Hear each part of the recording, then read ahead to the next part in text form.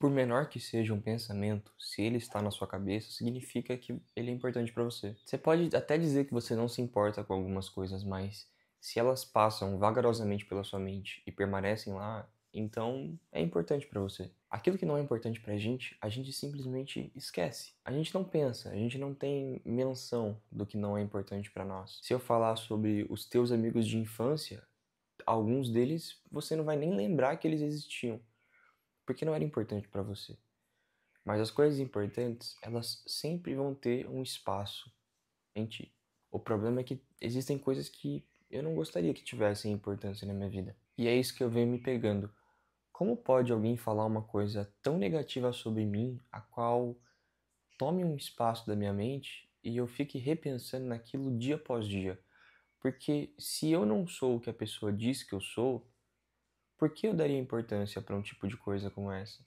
Porque palavras que parecem que foram jogadas ao vento podem ter tanta influência na minha vida e podem fazer eu refletir dia após dia, me questionando e duvidando se eu realmente não sou o que a pessoa diz sobre mim. Se eu sei que não sou nada daquilo, por que que isso é importante para mim? Por que que para mim é tão importante a imagem que as pessoas têm de mim? Por que para mim é tão importante as palavras que as pessoas falam sobre mim? A minha vida, ela é sustentada por mim mesmo ou ela é sustentada pela opinião que as pessoas têm sobre mim? O que que importa realmente? Se isso não é importante para nós, por que que isso nos prende tanto? Se alguém olhar para mim e virar e falar assim, você é um hipócrita. Será que eu sou isso? Essa imagem que a pessoa teve de mim, por menor que seja essa imagem, será que ela condiz com a realidade?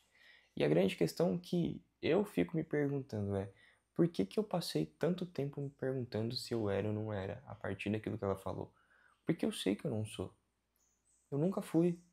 Então por que agora, numa situação excepcional, alguém pode virar pra mim e dizer uma palavra como essa? Então esse talvez é o refrigério pra minha alma que eu tenho que ter e lembrar por vezes que eu esqueço, que é o que importa é viver.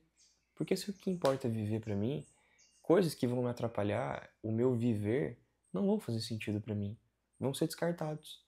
Se o que existe de mais essencial na minha cabeça é, o que é mais importante para mim é viver, então pensamentos, falas, atribuições, rótulos, nada disso se torna importante para mim.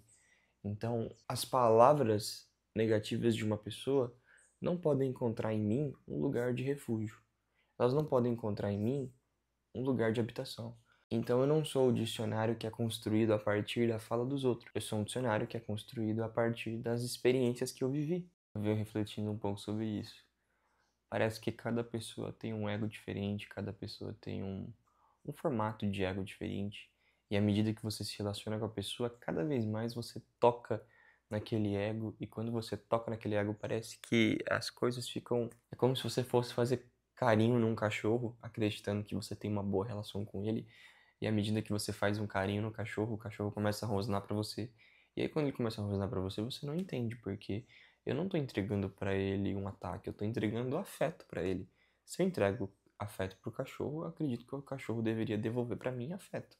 Mas o cachorro me devolve uma ameaça? Isso não faz sentido. Até que você começa a provocar aquele cachorro com carinho. Você começa a insistir no seu ato porque você não consegue entender o porquê que ele tá te dando o que você não esperava. E conforme você faz carinho, ele vira pra você e tenta te dar uma mordida. Ele faz um ataque. Isso é a essência do que é a relação com outros seres humanos. É você acessar um nível de intimidade que você alcança o ego da pessoa e a pessoa se sinta vulnerável a ponto não de te abraçar, mas de te atacar. E é por isso que talvez as melhores amizades, os melhores ciclos, os melhores amigos podem também nos trair. É por isso que as pessoas que a gente acredita que mais têm confiança na nossa vida podem nos trair, porque alcançamos um nível de intimidade tão profundo, entregamos um carinho tão diferente ou tão estranho para ela que ela não estava acostumado, que agora ela não se vê mais numa condição de segurança. Agora ela se vê numa condição de vulnerabilidade.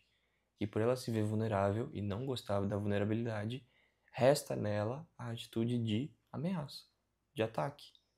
E é por isso que ela fica disposta a quebrar tudo que ela construiu com você.